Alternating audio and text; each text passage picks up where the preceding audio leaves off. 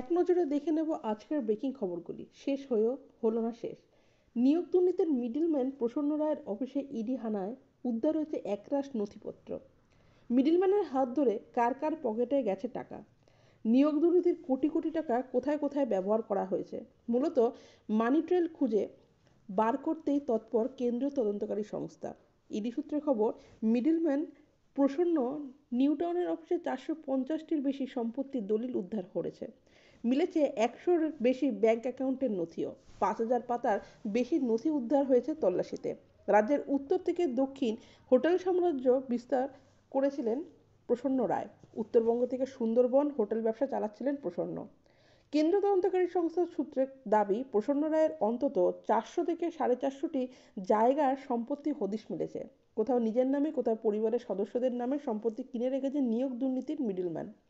এই সম্পত্তিগুলির deed value 125 কোটি টাকা, কিন্তু মার্কেট ভ্যালু 400 থেকে 500 কোটি টাকা। আর এই বিপুল সম্পত্তির নজর রয়েছে ইডির। শুধু ট্রাভেল এজেন্সি ব্যবসা করে 400 কোটি টাকা সম্ভব নয়। উত্তর খুঁজতেই নিউটাউনের আইডিয়াল ভিলায় প্রসন্ন রায়কে জিজ্ঞাসাবাদ করেন ইডি আধিকারিকরা। আইডিয়াল ভিলা 105 নম্বর বাংলোতে জিজ্ঞাসাবাদ করা হয় তাকে। 106 নম্বর আইডিয়াল ভিলায় নিয়ে যাওয়া হয় তার পরিবারের অন্যান্য সদস্যদের। ইডি সূত্রে খবর, এর বাইরে আরও কি সম্পত্তি রয়েছে, আর কি কি ব্যবসা রয়েছে, ব্যবসার বাইরে আয়ের উৎস কি, কোথা থেকে এইসব সম্পত্তি কেনা হয়েছে, নিয়োগ দুর্নীতিতে কি ভূমিকা ছিল, পার্থ চট্টোপাধ্যায়ের সঙ্গে যোগাযোগ তার কতটা ছিল। মূলত এই প্রশ্নগুলি ইডির তরফে করা হয় প্রসন্ন রায়কে। এদিন প্রসন্ন জিজ্ঞাসাবাদে উঠে আসে পাথুরাঘাটার তার বাগানবাড়ির প্রসঙ্গ। অন্যদিকে বিচারপতির মন্তব্যের বিরুদ্ধে অভিষেক বন্দ্যোপাধ্যায় মামলায় তাৎপর্যপূর্ণ নির্দেশ দিল শীর্ষ আদালত। সংশোধিত আবেদন নয়, নতুন করে আবেদন করতে হবে তৃণমূল সাংসদকে। শুক্রবার সুপ্রিম কোর্টে এই সংক্রান্ত মামলার শুনানিতে এমনই জানালেন বিচারপতি। যদিও প্রাথমিকভাবে অভিষেকের মামলা খারিজ হয়েছে বলে দাবি করা হচ্ছিল, তবে তৃণমূল মুখপাত্র কুণাল ঘোষ সেই নির্দেশের ব্যাখ্যা দিয়ে দাবি করেছেন, এক্স হ্যান্ডেলে পোস্ট করা তার ব্যাখ্যা, সুপ্রিম কোর্টে অভিষেক বন্দ্যোপাধ্যায়ের কোনো মামলা খারিজ হয়নি। কলকাতা হাইকোর্টের বিচারপতি অভিজিৎ গাঙ্গুলির এজলাস থেকে মামলা সরানোর আবেদন নিয়ে সুপ্রিম কোর্টের দ্বারস্থ হয়েছিলেন। সেই আবেদনের নিষ্পত্তি হয়ে গেছে ইতিমধ্যে।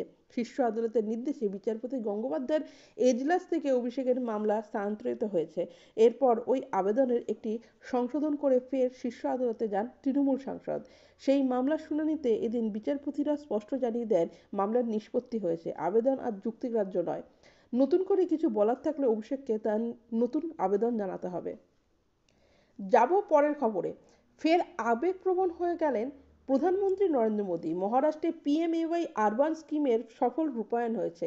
এই খবর জানার পরেই আবেগপ্রবণ হয়ে পড়েন ভারতের প্রধানমন্ত্রী। ছোটবেলার সেই দারিদ্রতার কথা মনে পড়ে যায় তার। শুক্রবার প্রধানমন্ত্রী মহারাষ্ট্রের সোলাপুরে একাধিক প্রকল্পের শিলান্যাস করেন প্রধানমন্ত্রী। সংবাদ সংস্থা এএনআই রিপোর্ট অনুসারে প্রধানমন্ত্রী সব মিলিয়ে রায়নগর হাউজিং সোসাইটির হাতে 15,000 বাড়ি তুলে দিয়েছেন।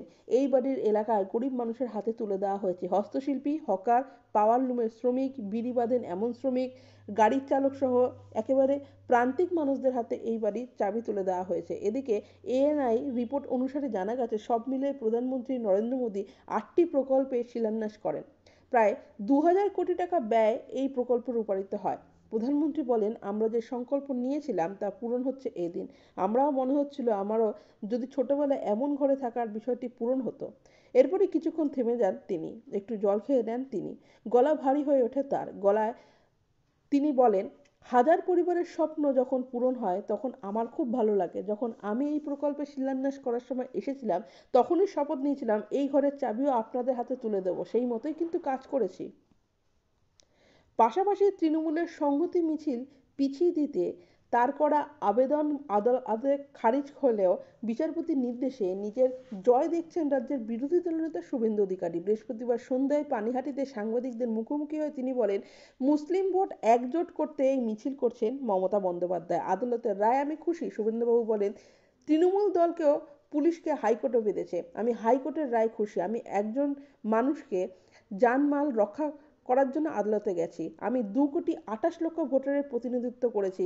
আমার দায়িত্ব আছে, কারণ মমতা বন্দ্যোপাধ্যায় 23 তারিখ করতে পারতেন, নেতাজির জন্মদিন ছিল, 24 তারিখ করতে পারতেন, প্রজাতন্ত্র দিবস দিন করতে পারতেন। তা না করে তিনি ওই দিন করেছেন, কারণ তিনি আর তার হাত থেকে চলে যাওয়া মুসলিম ভোট ব্যাংক ফিরিয়ে আনতে চান।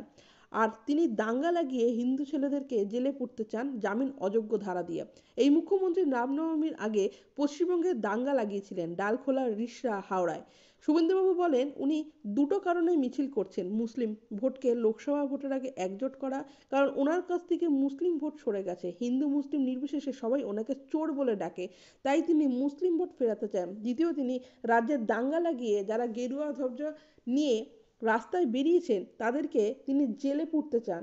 রামনবমী মন্দির প্রতিষ্ঠা উপলক্ষে একাধিক অনুষ্ঠানে বাধা দেওয়া হয়েছে, পুলিশের তরফে ফোন করে না বলা হয়েছে। হাজার হাজার জায়গায় তৃণমূলের কাউন্সিলররা রাম মন্দির প্রতিষ্ঠার অনুষ্ঠানে বাধা সৃষ্টি করছে। দেখব পরের খবর। ডিসেম্বরে সাংসদ পদ হারিয়েছেন, আর আজ হাতছাড়া হলো দিল্লির সরকারি বাসভবন। আজই মহুয়াকে সরকারি বাংলো থেকে উচ্ছেদ করার জন্য দল পাঠিয়েছিল কেন্দ্রীয় সরকারি গৃহায়ণ ও নগরোন্নয়ন মন্ত্রকের অধীনস্থ ডাইরেক্টর অফ এস্টেট। এর মাঝে মহুয়া মৈত্রের আইনজীবী জানিয়ে দিলেন প্রাক্তন সাংসদ নিজের থেকেই বাড়ি খালি করে দিয়েছেন। সরকারি আধিকারিকরা আজকে মহুয়ার বাংলোতে পৌঁছলে সেখানকার চাবি তাদের হাতে তুলে দেন তৃণমূল নেত্রী আইনজীবী। এর আগে উচ্ছেদের নোটিশে স্থগিতাদেশ চেয়ে গতকালই আদালতে দ্বারস্থ হয়েছিলেন মহুয়া। সেই সময় মহুয়ার আইনজীবী দাবি করেছিলেন তার মক্কেল অসুস্থ। সম্প্রতি তিনি হাসপাতালের আইসিইউতে ভর্তি ছিলেন, তাতে অবশ্য কাজ হয়নি। এই আবহে আজ সকালে মহুয়াকে সরকারি বাংলো উচ্ছেদ করতে দল পাঠায় ডাইরেক্টর অফ এস্টেটস।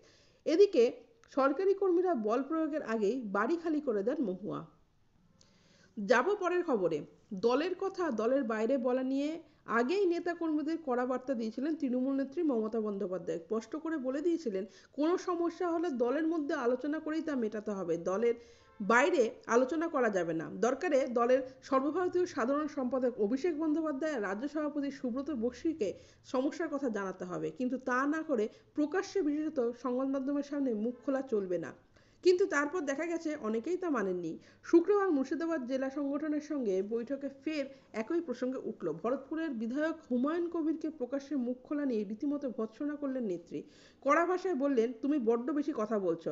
শুক্রবার কালীঘাটে মুর্শিদাবাদের তৃণমূল সংগঠনের সঙ্গে বৈঠক ছিল তৃণমূল সুপ্রিমোর। সেখানে হুমায়ুন কবিরকে মুখ খোলা নিয়ে সতর্ক করেছিলেন অভিষেক। তাতে হুমায়ুন কবির জানান তার কাছে সংবাদ মাধ্যম জানতে চায়, তাই তিনি বলেন। পাল্টা অভিষেক কিছু বলতে যান, উভয়ের বাগযুদ্ধে পরিস্থিতি উত্তপ্ত হয়ে ওঠে। এইভাবে মমতাই তা নিজের হাতে নেন। হুমায়ুনকে কড়া ধমকের সুরে বলেন তুমি বড্ড বেশি কথা বলছো। চোখ রাখবো পরের খবরে। ফের প্যারোলে ছাড়া পেলেন জোড়া ধর্ষণ এবং একাধিক খুনে দোষী সাব্যস্ত গুরমিত রাম রহিম। 2023 সালের নভেম্বরে 21 দিনের জন্য মুক্তি পেয়েছিলেন তিনি। এবার ফের ছাড়া পেলেন বিতর্কিত ধর্মগুরু। এবার আরও বেশি সময় 50 দিনের জন্য। উল্লেখ্য গত বছর সব মিলিয়ে 3বার প্যারোলে মুক্তি পেয়েছিলেন রাম রহিম। সাজা পাওয়ার পর 6বার প্যারোল দেওয়া হয়েছে তাকে। উল্লেখ্য দুটি ধর্ষণের ঘটনার অপরাধে কারাবাসে সাজা পেয়েছেন গুরমিত রাম রহিম। এছাড়াও তার ম্যানেজারকে খুনের দায়ে সাজা পেয়েছেন তিনি। ডেরার 2 শিষ্যাকে ধর্ষণের অভিযোগে রাম রহিমকে 20 বছরের কারাদণ্ড দিয়েছিল হরিয়ানার পঞ্চকুলা আদালত। এই ঘটনার কথা প্রকাশ্যে আনার জন্য খুন হতে হয় এক সাংবাদিককে। সেই খুনের ঘটনায় আরও 3 জনের সঙ্গে দোষী সাব্যস্ত হয়েছেন রাম রহিম। এছাড়াও 2002 সালের ডেরায় ম্যানেজার রঞ্জিত সিংকে খুনের ঘটনায় দোষীর তালিকায় রয়েছে তার নাম। দেখব পরের খবর। রাম মন্দির উদ্বোধনের দিন অর্ধবর্ষ ছুটি পাবেন কেন্দ্র সরকারের কর্মচারীরা। এবার এ রাজ্যে ওদিন ছুটি ঘোষণার দাবি তুলল বিজেপি।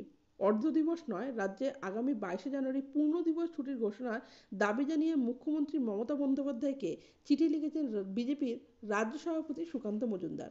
মুখ্যমন্ত্রীকে লেখা চিঠিতে সুকান্তর দাবি চলতি বছরের জন্য আপনার বিশেষ অধিকারে একটি বাড়তি ছুটি উপহার দিন রাজ্যবাসীকে। এ বিষয়ে আমি আপনার সদুত্তর প্রার্থনা করি। বিজেপির রাজ্য সভাপতি চিঠিতে সোশ্যাল মিডিয়ায় পোস্ট করে লিখেছেন পশ্চিমবঙ্গের মাননীয় মুখ্যমন্ত্রী মমতা বন্দ্যোপাধ্যায়ের কাছে আমি লিখিত অনুরোধ করেছি যেন উনি রাজ্যের প্রশাসনিক প্রধান হিসাবে আগামী 22 জানুয়ারি 2024 পবিত্র দিনে সরকারিভাবে ছুটি ঘোষণা করেন। এর ফলে বাংলার নতুন প্রজন্ম ভারতের ঐতিহ্য ও সংস্কৃতির অংশ হয়ে উঠতে পারবে এবং তাদের মন ভারতীয় গরিমায় প্লাবিত হবে। পরের খবর। লোকসভা নির্বাচনের আগে ইন্ডিয়া জোট নিয়ে জল্পনা উস্কে দিলেন খোদ তৃণমূল নেত্রী।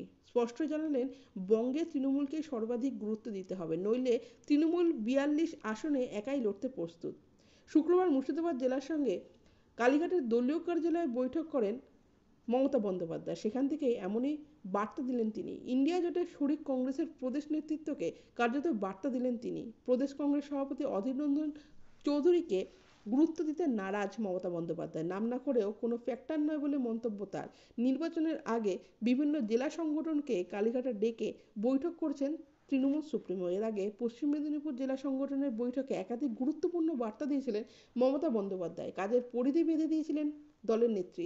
শুক্রবার মুর্শিদাবাদের দলীয় সংগঠনের সঙ্গে বৈঠকে বসেছিলেন তিনি। ভিডিও ভালো লাগলে অবশ্যই লাইক, কমেন্ট ও সাবস্ক্রাইব করবেন।